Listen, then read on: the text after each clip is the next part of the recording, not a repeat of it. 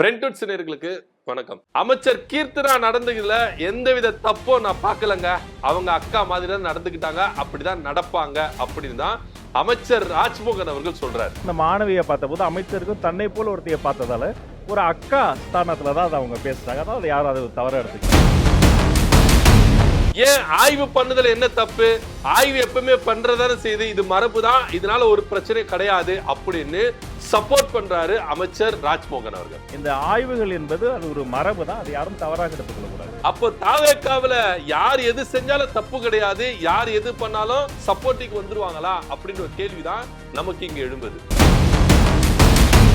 அமைச்சர் ராஜ்மோகன் அவர்கள் என்னதான் சொல்ல வராரு, அமைச்சர் கீர்த்தனா அவர்கள் செய்ததை நியாயப்படுத்துறாரா அப்படின்ற ஒரு விவாத பொருளா தான் இன்னைக்கு மாறி இருக்குது. அதை பத்தி தான் இந்த வீடியோல பார்க்க போறோம், வாங்க.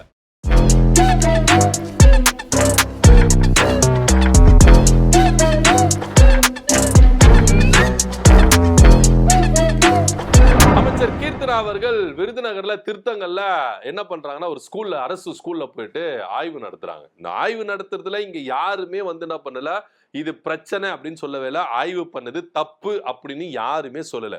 ஒரு எம்எல்ஏவா இருக்கிறவங்களுக்கு, அதுவும் அமைச்சரா இருக்கிறாங்க, அதுவும் அவங்க மாவட்டத்தில் இருக்கிறவங்களுக்கு எங்க வேணா போயிட்டு எப்படி வேணா ஆய்வு நடத்தலாம்.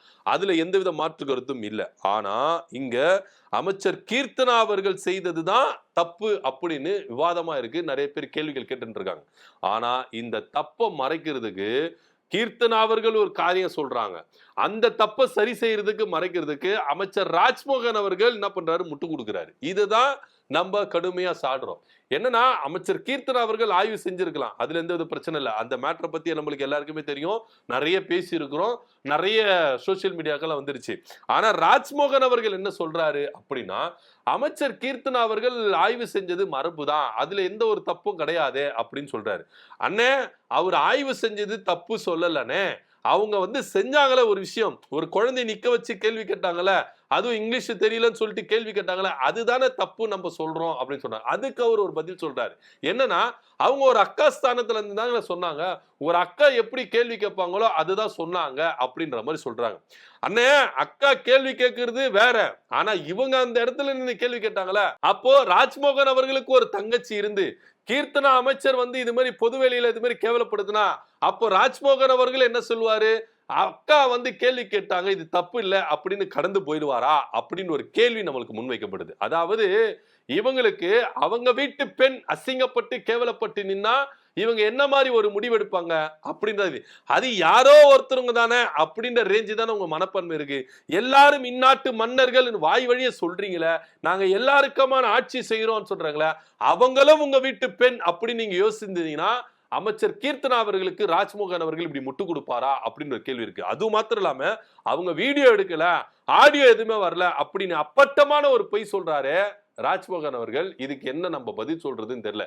வீடியோ வெளியாகிதான் இவ்வளோ சமாச்சாரம் வந்திருக்குது, இவ்வளோ பிரச்சனைகள், சர்ச்சைகள் எழும்பியிருக்கு. ஆனா வீடியோவோ ஆடியோவோ எதுவுமே இல்லை. இது கூட போனவங்க என்ன பண்ணாங்க, வீடியோ எடுத்தாங்க, அமைச்சர் சார்பா வீடியோ எடுக்கவே இல்லை அப்படின்னு ஒரு அப்பட்டமான ஒரு பொய்ய புழுவுறாரு அமைச்சர் ராஜ்மோகன் அவர்கள். தாவேக்காவில் இருக்கிறவங்களுக்கு பொய்களை மட்டும் பேசுறதுல வல்லவர்கள் அப்படின்றதுல அவங்களுக்கு என்ன பண்ணலாம், அவார்டே கொடுக்கலாம். அந்த அளவுக்கு பொய்களை பேசுவாங்க. அதை வச்சுனா ஒரு பக்கம் சொன்னாரு, பொய்யா சொன்னாரு. இது வரைக்கும் எந்த முதலமைச்சரும் மாரத்தான் 3 கிலோமீட்டர் ஓடவே இல்லை அப்படின்னு சொன்னாரு. ஆனா உமர் அப்துல்லா அவர்கள் கிட்டத்தட்ட 12-25 கிலோமீட்டர் வரைக்கும் அவர் ஓடி இருக்கிறாரு. அதை பத்தி பேசுங்க, ஏன்னா பேச மாட்டேங்காங்க. அதுக்கப்புறம் கரூர் விவகாரத்துல அப்பட்டமான ஒரு பொய், மு.க. ஸ்டாலின் தான் எங்க ஜனத்தை கொண்டுட்டாரு அப்படின்னு சொன்னாரு. சோ இது மாதிரி பொய்கள் பேசுறதுலாம் தாவேக்கால இருக்கிறவங்களும் அடிச்சுக்கவே முடியாது. அந்த ரேஞ்சுக்கு என்ன பண்ணுவாங்க, பொய் பேசுவாங்க. சோ அவர் சொல்றாரு, அமைச்சர் சார்பா இந்த வீடியோ எடுக்கவே இல்ல, அது கூட போனவங்க எடுத்தாங்க அப்படின்னு சொல்றாங்க. சரி, ஓகே, நம்ம அவர் வாதத்துக்கே வருவோமே, ஏன்னா அவங்க சொல்றது தானே உண்மை. அந்த உண்மையின்படியே நம்ம போவோம். அமைச்சர் கூட போனவங்க வீடியோ எடுத்துதான் இது மாதிரி ஸ்ப்ரெட் ஆயிடுச்சு அப்படின்னு சொல்றாங்கன்னா, அப்ப ஏன் அமைச்சர் இதை அனுமதிக்கணும் அப்படின்ற கேள்வி இருக்குல்ல. இப்ப நீங்க ஒரு குழந்தைய கேள்வி கேட்கறீங்க, அது பேசும் பொருளாகுதுன்னா ஏன் அமைச்சர் ஆய்வுல வீடியோ எடுக்கிறதுக்கு அலோ பண்ணணும்? அமைச்சருக்கு அந்த புரோட்டோகால் இருக்கா இல்லையா அப்படின்ற கேள்வி இருக்குல்ல. அப்ப யார் வேணா போய் வீடியோ எடுத்துடலாமா? அமைச்சர் கூட யாரு போனாலும் வீடியோ எடுத்துவாங்க. நாளைக்கு நானே போறேன், வீடியோ எடுக்க விடுவீங்களா? கேள்வி இருக்குல்ல. அப்போ சிஎம் போறாரு, சிஎம் கூட போறவங்க எல்லாம் வீடியோ எடுத்துடலாமா? கேள்வி இதுதானே. அப்போ நீங்க அமைச்சர் கூட போறவங்க எல்லாம் வீடியோ எடுத்து போடுறாங்கன்னா ஏன் அமைச்சர் அதை அலோ பண்றாங்க? வீடியோ எடுக்காதீங்க, ஸ்கூல்ல ஒரு குழந்தைய வந்து மைனர் குழந்தைய வந்து நான் கேள்வி கேட்கிறேன், நான் ஆய்வு நடத்துறேன், வீடியோ எடுக்காதீங்க சொல்ல வேண்டிய கடமை அமைச்சருக்கு இருக்குதா இல்லையா? சொல்லுங்க. பள்ளி கல்வித்துறை அமைச்சர் ராஜ்மோகன் அவர்களே, இந்த கேள்விக்கு பதில் சொல்லுங்க.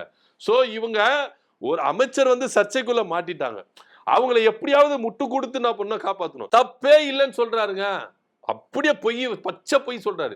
அவங்க ஆய்வு மேற்கொண்டு அது மாதிரி வீடியோ எடுத்தது அக்கா ஸ்தானத்துல பண்ணாங்க, இது தப்பே கிடையாதுன்றாரு. இவங்களெல்லாம் என்ன சொல்றது நம்மளுக்கு தெரியவே இல்லை.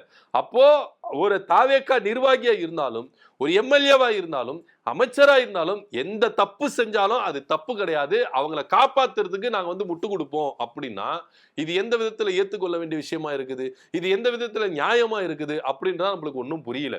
சோ அப்ப அமைச்சர் அவர்கள் ஆய்வு செஞ்சது தப்பு கிடையாது, அந்த சின்ன பிள்ளைய கேள்வி கேட்டு அந்த சின்ன பிள்ளைக்கு தன்னம்பிக்கை இழக்க செஞ்சது தப்பு கிடையாது, அந்த ஸ்கூல் மிஸ் வந்து கேள்வி கேட்டு அவமானப்படுத்துறது தப்பு கிடையாது, பேக் பெஞ்சுன்னு சொல்லிட்டு அந்த பிள்ளைகளை அசிங்கப்படுத்தி கேவலப்படுத்துறது தப்பு கிடையாது, எதுவுமே தப்பு கிடையாது.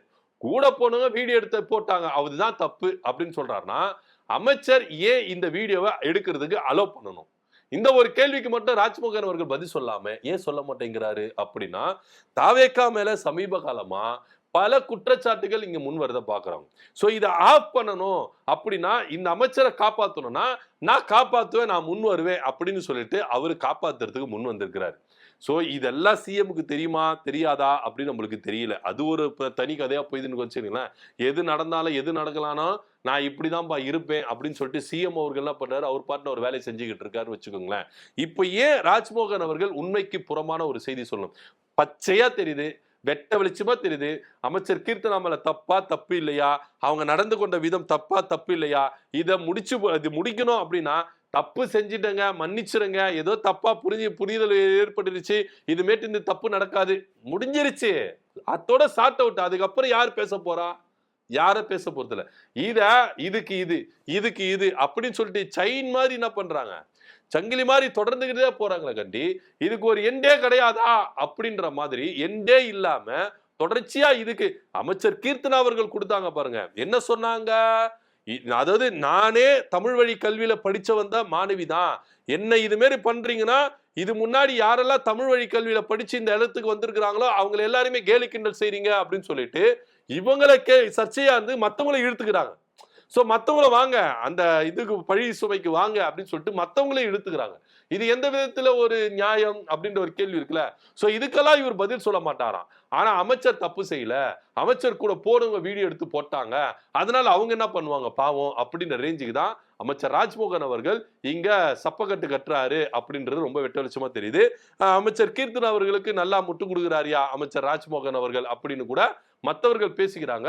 சோ இதுக்கு முடிவு பண்ணுங்கப்பா, ஏதோ தப்பா நடந்துருச்சு, ஏதோ நடந்து அப்பாலஜி கேட்டு முடிஞ்சு போச்சு, அதை முடிக்கிறத விட்டுட்டு இதுக்கு அது அதுக்கு அதுன்னு சொல்லிட்டு அப்படியே வளர்த்துக்கிட்டே போறீங்களே, இது எதுதான் போய் முடியும் அப்படின்னு நம்மளுக்கு தெரியல. இதற்கு நியாயமா ஒரு விஷயம் தாவேக்கா கிட்ட இருந்து கிடைக்கவே கிடையாது அப்படின்னு தான் வெட்ட வெளிச்சமா தெரியுது. அது அமைச்சர் தப்பு செஞ்சாலும் சரி, எம்எல்ஏக்கள் தப்பு செஞ்சாலும் சரி, மற்றவங்க யார் தப்பாலும் செஞ்சாலும் சரி, தாவேக்கா கிட்ட இருந்து நம்மளுக்கு நியாயம் கிடைக்காது, நீதி கிடைக்காது அப்படின்றது வெட்ட வெளிச்சமா தெரியுது. இதை பத்தி கருத்து நம்ம கீழே கமெண்ட் பண்ணுங்க. நன்றி, வணக்கம்.